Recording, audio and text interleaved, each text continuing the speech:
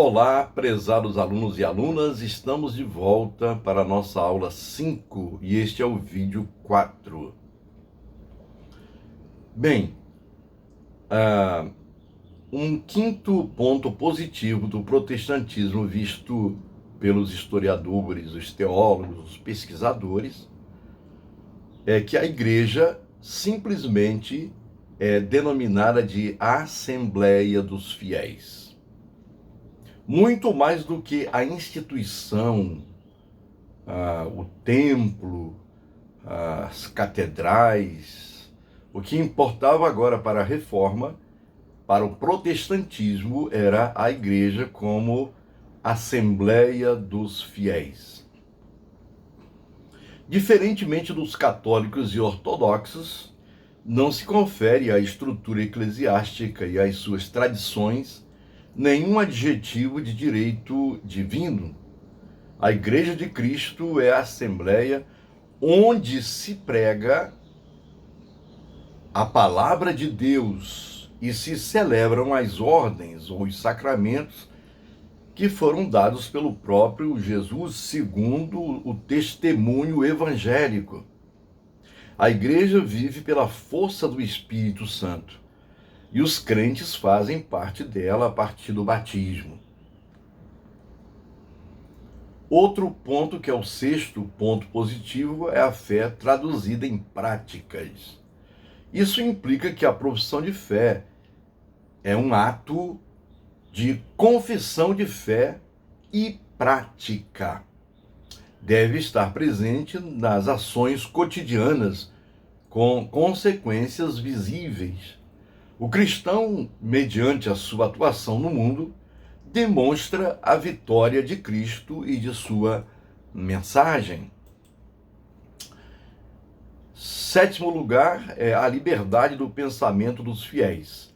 Pelo fato de valorizar o acontecimento da salvação, de preferência à instituição, o protestantismo reforça a consciência individual, o livre exame dos fatos, as convicções pessoais e a liberdade de cada um. No entanto, esse princípio não se realizou historicamente com a imensidade que lhe correspondia, sobretudo pela ênfase na autoridade, na autoridade externa da Bíblia e dos pastores, respectivamente. Existe uma relação muito grande entre reforma e diversidade. Desde seus inícios, a reforma protestante se caracterizou por enorme diversidade. A versão luterana da reforma se expandiu sobretudo na Alemanha e nos países escandinavos como Dinamarca, Suécia, Noruega, Islândia e Finlândia. Deve-se a Lutero a insistência na justificação pela fé. A centralidade de Jesus Cristo é exclusivamente da Escritura. Quanto à reforma zwingliana, situa-se sobretudo na Suíça alemã, a partir de Zurique, que se caracteriza pela rígida forma de viver. Já tem o modelo calvinista, o modo calvinista, ele parte da Suíça, francesa, Genebra, especificamente, prolongando-se pela França, Escócia, Holanda e Hungria. Considera a Bíblia a suprema autoridade em matéria de fé e comportamento. Daí a diversidade está relacionada à reforma e a reforma à diversidade. O modo calvinista e a autoridade eclesial. Ainda sobre o modo calvinista e a autoridade eclesial, radica-se na assembleia ou paróquia local, onde se tomam as decisões por voto democrático. Outra versão da reforma acontece também na Inglaterra. Também no século XVI, lá tem o preeminente Henrique VIII.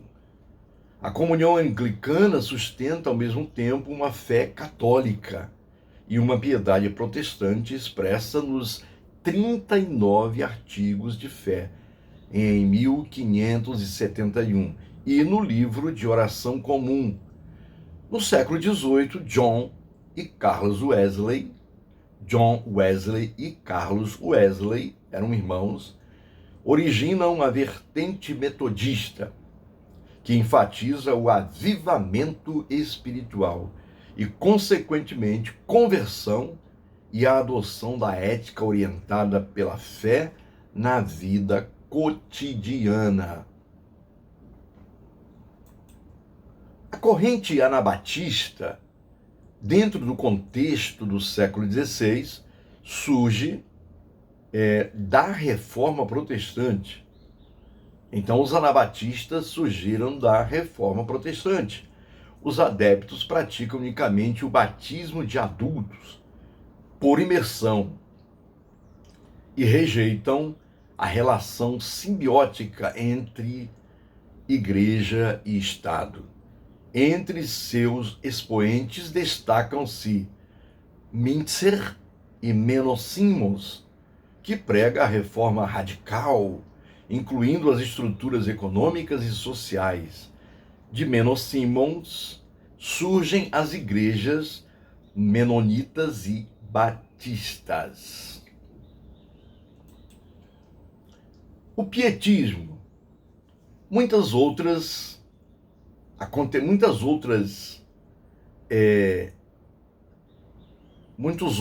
movimentos aconteceram nos séculos XVI e XVII, tais como o pietismo. Era um movimento ligado a uma piedade extrema, um movimento para renovar as igrejas e favorecer a formação de outras.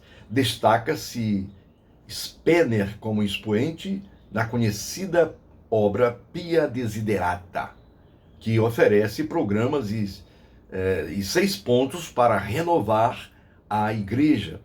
Esse movimento exigia fiel autoridade de hábitos e costumes e certo isolamento do mundo. Associa-se à escatologia da vinda iminente de Cristo, precedida pelo tempo da tribulação. E ainda tem mais um movimento carismático. O movimento carismático é o elemento do cristianismo de mais rápido crescimento hoje. O pentecostalismo, em suas várias formas, hoje é o maior grupo cristão afora o catolicismo, que supera em número a soma de todas as outras formas de protestantismo. E, por último, aqui estamos chegando ao final, um terceiro e último ponto, que é a teologia protestante cumes na cordilheira. Imagine uma cordilheira com vários cumes. Uma cordilheira com vários cumes. Aqui tem a ortodoxia protestante ou o período confessionalista. A primeira grande tendência após o período de implantação da reforma é denominada ortodoxia protestante ou período confessionalista, vigente sobretudo no século XVII. Caracteriza-se pelo intento de assegurar a apresentação sistemática e bem delineada do pensamento protestante a partir das vertentes hegemônicas. Também tem a ortodoxia reformada. De forma semelhante, arquiteta-se esta ortodoxia reformada de cunho predominantemente calvinista, a partir de Teodoro Beza e Zabri. O sentimento intelectual a determinadas doutrinas é considerado um período de fixismo, que inibe a criatividade e a interpretação livre da Bíblia. Portanto, a ortodoxia reformada ensinava que somente aos pastores cabia a reflexão, o estudo da palavra. E um movimento de reação do pietismo. De outro lado, teólogos posteriores como Paul Tillich veem diversos elementos positivos neste movimento, essa reação do pietismo, pelo fato de apresentar visão coerente sobre Deus, sobre o ser humano e sobre o mundo, e de se posicionar diante da Contra-Reforma católica. Entende-se ainda como este contexto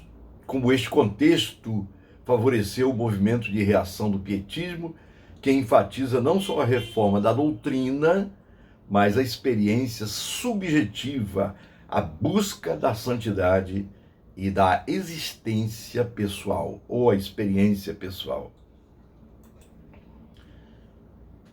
Outro movimento que vai acontecer é a teologia liberal ou protestantismo cultural. A teologia liberal ou protestantismo cultural, que ocorre no fim do século XVIII e início do século XIX, o teólogo alemão Friedrich Schleiermacher, figura antecipadora dessa tendência, realiza tarefa ingente de diálogo com a Aufklärung, ilustração, ao acolher parte de sua crítica à religião e ao repensar a fé cristã. Ao falar de Deus, se reduzia às capacidades humanas. Ele partiu para as experiências empíricas. Friedrich Schleiermacher, para ele, a experiência de Deus não depende de qualquer abstração intelectual ou de alguma compulsão ou piedade, de crença ou coisas incríveis. Ela orienta-se na tendência do próprio ser humano. A fé não consiste nas crenças em determinadas doutrinas, em viver de determinada maneira ou ter experiências que aqueçam o coração, mas antes em viver em relação com Deus. Essa relação está centrada em Jesus de Nazaré, o Redentor, que não é objeto de fé, mas mediador da fé, que se caracteriza no discipulado dos crentes, a igreja. A teologia liberal, propriamente dita, nasce do encontro do liberalismo filosófico e científico do século XIX com a teologia protestante progressiva. Trata-se de um movimento polimórfico, com diferentes linhas de pensamento. Já se atribuiu à teologia liberal interpretação racionalista do Novo Testamento, com Bauer, Strauss e Bauer, na primeira metade do século. Mas o núcleo reside na reflexão de Albert Ritschl e companheiros, incluindo teólogos sistemáticos como Hermann, estudiosos da Bíblia como Wellhausen e Schulher, filósofos da religião como Trotzker e historiadores como Harnack. Mas alguns detalhes. Na obra de João Batista Libânio e Afonso Murad, Introdução à Teologia, neste livro, publicado pela Loyola em 2014, nas páginas 128 a 134, pode-se encontrar mais detalhes sobre Calbart, Emily Brunner, também sobre os fundamentalistas, grupos de cristãos protestantes e seus fundamentos na virada do século XX, os chamados conservadores dos Estados Unidos. Está aí essa diversidade, vários movimentos, várias teologias. E aí chegamos ao final dessa breve história da teologia e particularmente tratando daquele movimento que foi a Reforma e seus expoentes, e afirmar não que houve uma reforma só, mas várias reformas. Isso foi se desdobrando nos séculos posteriores. É muito importante haver um aprofundamento nesses pontos, porque a nossa matéria é apenas uma breve introdução ao estudo da teologia e seus métodos. Cabe a você, aluno, aluna, a pesquisar, a ampliar aí o conhecimento durante todo o curso teológico. Então, nós vamos nos encontrar na aula 6 da nossa matéria. Eu desejo a você saúde, a bênção de Deus, e que você tenha perseverança e continue crescendo na graça e no conhecimento de nosso Senhor e Salvador, Jesus Cristo. Até lá, então, um grande abraço.